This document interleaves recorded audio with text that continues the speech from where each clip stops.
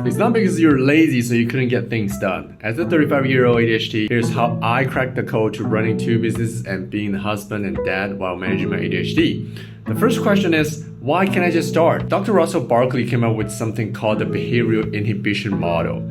So in simple terms, ADHDers often have difficulties to, number 1, block out distractions. Like even nowadays, I still can't work with noise. I have to wear headphones with noise cancellation if I really want to focus. And number 2 is to stay focused. And number 3 is to get started in the first place, which is what we're talking about today. And let's be real, if you can't even start it, then focus and avoid distractions don't even matter. So here I want to introduce the 4 ADHD startup modes to help you to get started. ADHD brains don't just decide to start working like a neurotypical brain. Instead, we need a trigger to get going. And most ADHDers fall into one of these 4 categories. Number 1 is called the verbal processor. So basically it means you can't organize your thoughts in your head and you need to say it out loud to make sense of it.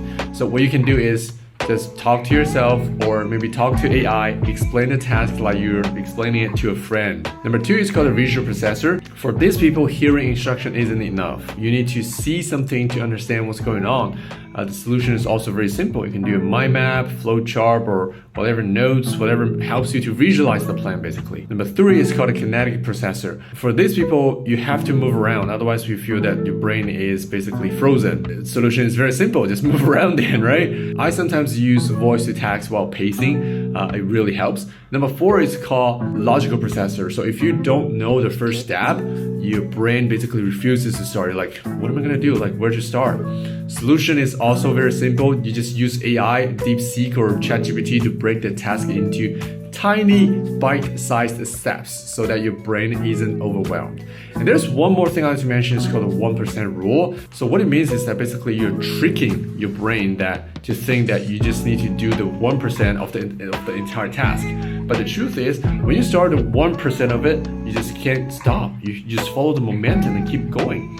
Like for example, when I want to go to the gym, I just tell myself, you know what, just grab the bag, hop into the car, and if I still feel tired, I don't want to go work out, and then I can still come back home, right? But the truth is, every time when I sit into the car, I'll just drive to the gym. Even though sometimes I was there for like only 30 to 40 minutes, if I feel really tired, then hey, come on. You've been there, you've done it already. At least a small part of the work, right? Alright, so which type are you? Drop in the comment section.